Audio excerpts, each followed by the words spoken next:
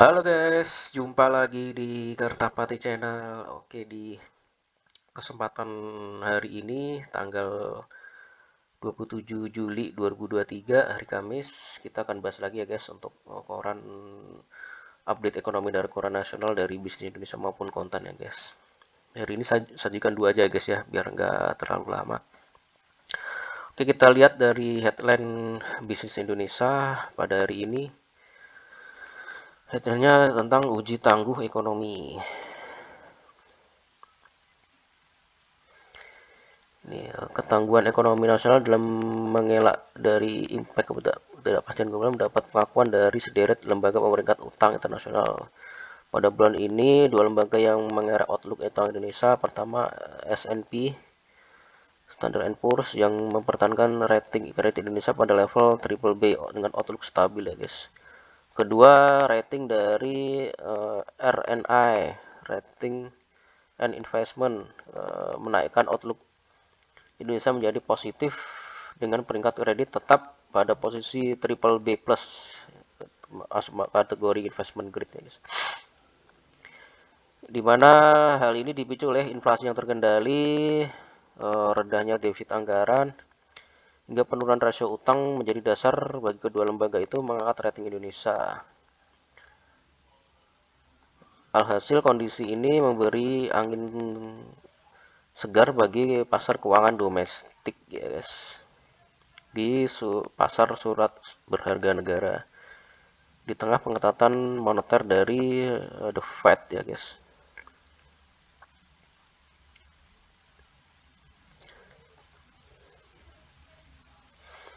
Tapi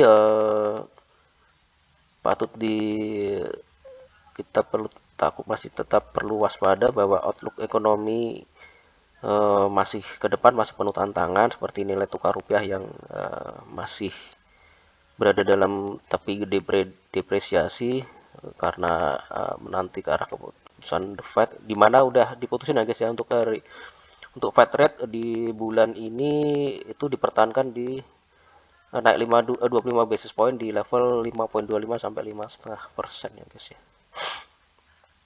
Oke, sesuai ekspektasi pasar ya guys.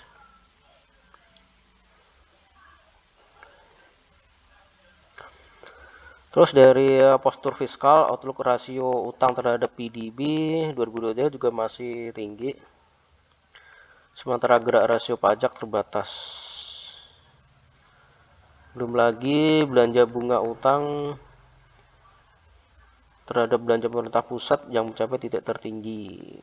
Itu tantangannya kita ya guys. Terus Gubernur BI juga mengatakan bahwa peningkatan outlook itu menunjukkan keyakinan kuat internasional atas stabilitas makroekonomi dan prospek ekonomi Indonesia yang tetap terjaga. Oke. Hal itu didukung oleh kredibilitas kebijakan yang tinggi dan sinergi bauran kebijakan yang kuat antara pemerintah dan BI. Oke, kita lanjut lagi ya.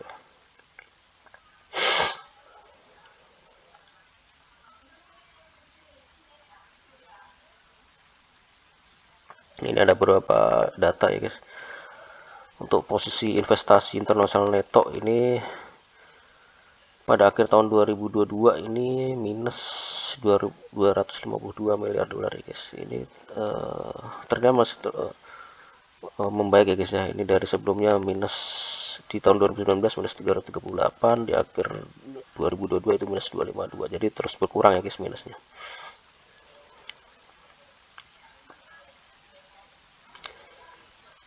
Nah, ini untuk efek pelemahan rupiah ke neraca transaksi berjalan ini outlook di 2023 ini minus 4 miliar dolar ya guys. Dari sebelumnya di tahun 2022 itu plus 13 miliar dolar.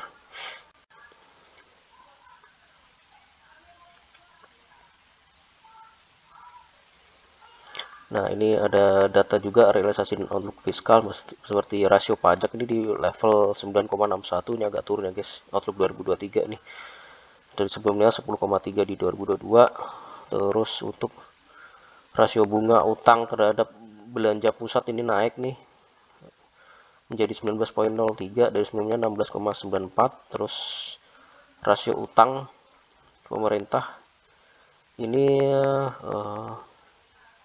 turun tipis ya guys. Ini dari 39,5% terhadap PDB menjadi 39,4 ya guys. Oke, kita lanjut ya.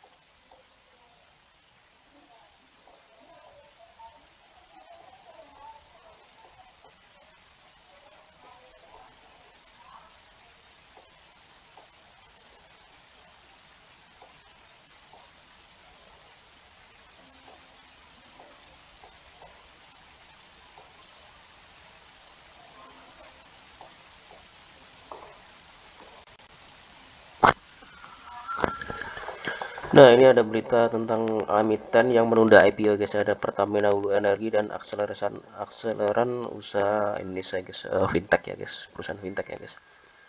Dimana sebelumnya yang dirancang pada tahun 2023 ini uh, direncanakan batal ya guys. Karena dilatar belakangi oleh faktor volatilitas pasar dan harga komoditas serta penjajakan investor strategis ya guys.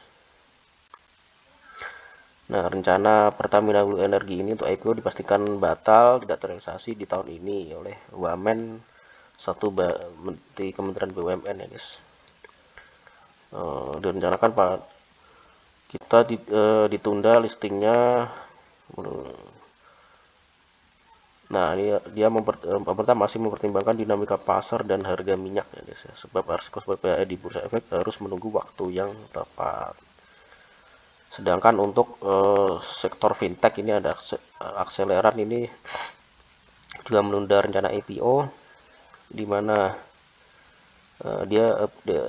akseleran menjelaskan perusahaan membutuhkan waktu yang lebih panjang untuk mendapatkan investor strategis dalam IPO yang membidik dana hingga 358 miliar. Oke, kita lanjut lagi.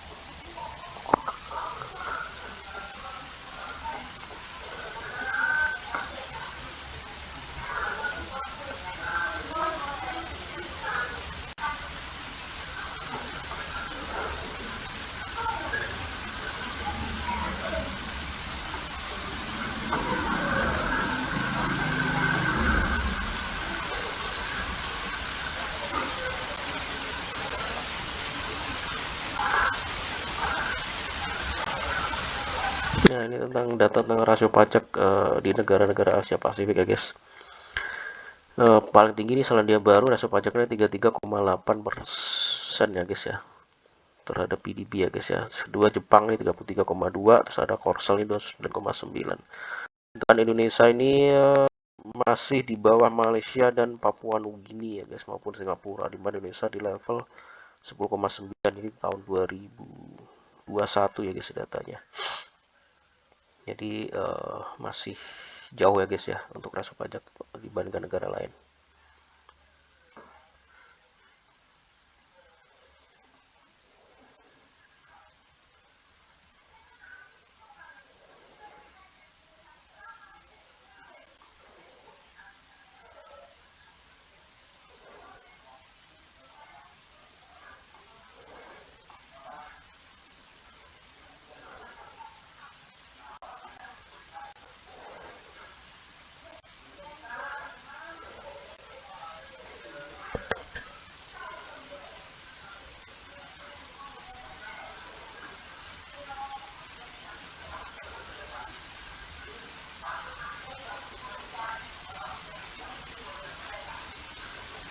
Nah, ini rencana Goto ya guys untuk memisahkan GoPay dengan Gojek ya guys ya. Dimana diharapkan dapat akan meningkatkan pendapatan Goto ya guys ya, dan Tokopedia.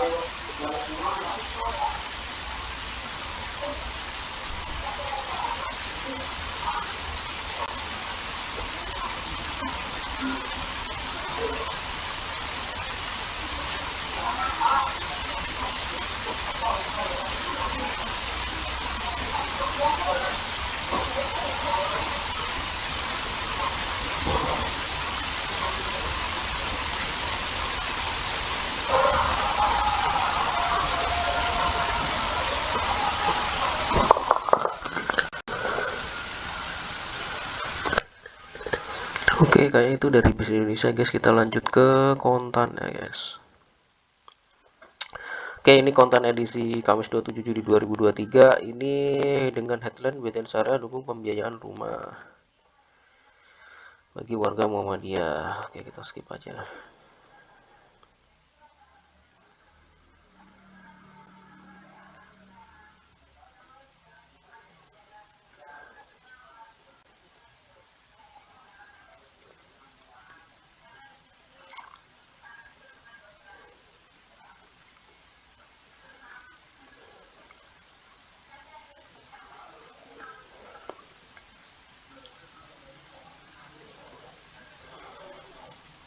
Ya, ini beberapa return ini ya guys ya.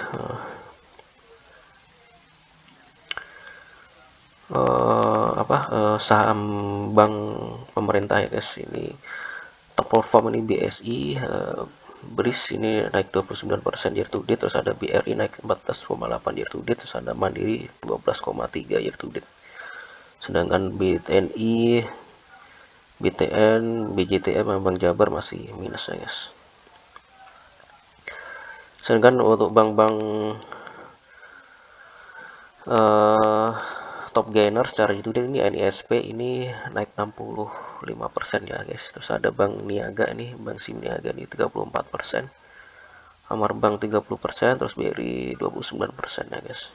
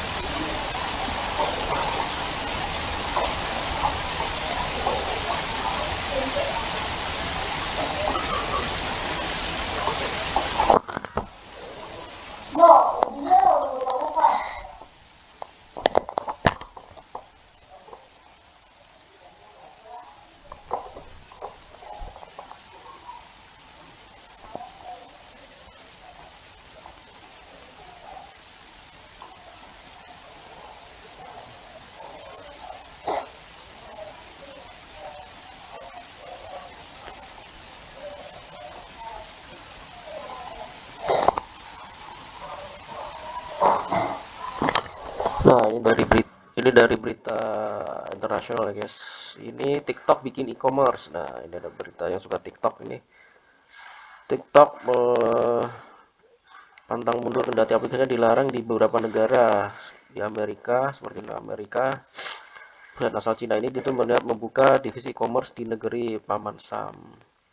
TikTok berencana membuka program di sana, di mana pedagang Cina bisa menjual produknya di Amerika. Program ini dijadwalkan diluncurkan Agustus nanti. Hari ini TikTok udah mencoba di Inggris. Dengan program ini pedagang akan lebih mudah memasarkan produk di Amerika.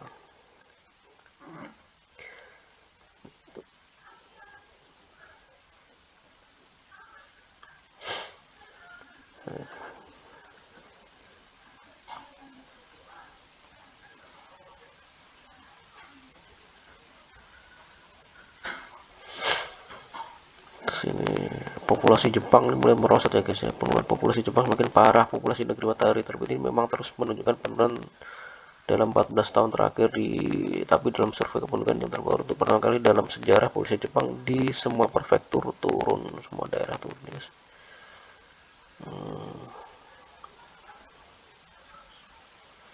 Jumlah negara Jepang pada 1 Januari 2023 tercatat 122 juta, ini berkurang 800.000 hanya dalam waktu 1 tahun.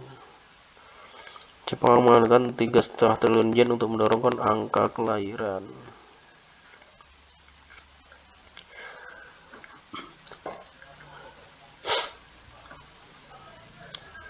Perusahaan teknologi cetak cuan besar di emiten teknologi Amerika guys, dimana seperti Alphabet ini, induk dari Google ini membuka laba bersih sebesar 1,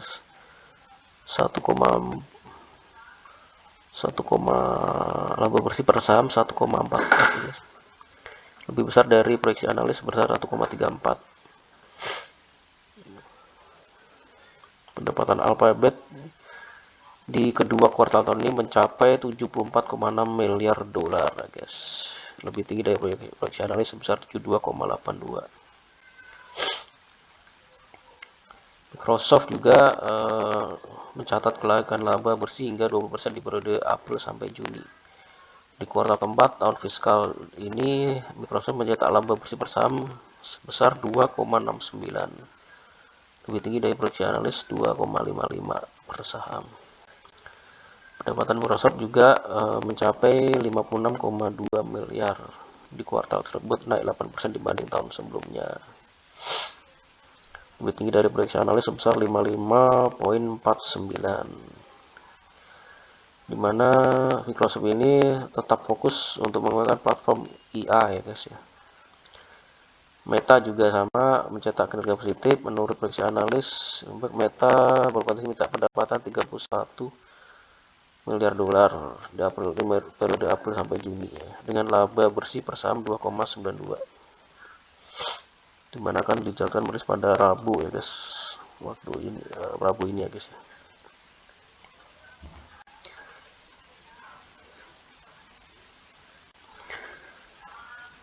Oke guys, kayaknya dari konten nih sudah selesai kita bahas. Terima kasih atas perhatiannya. Terus support ya guys untuk channel kita ini agar kedepannya tetap menyajikan data-data terutama tentang ekonomi, pasar, makroekonomi maupun saham, obligasi ya guys ya. Terima kasih guys atas perhatiannya, atensinya. Selamat pagi dan sampai jumpa.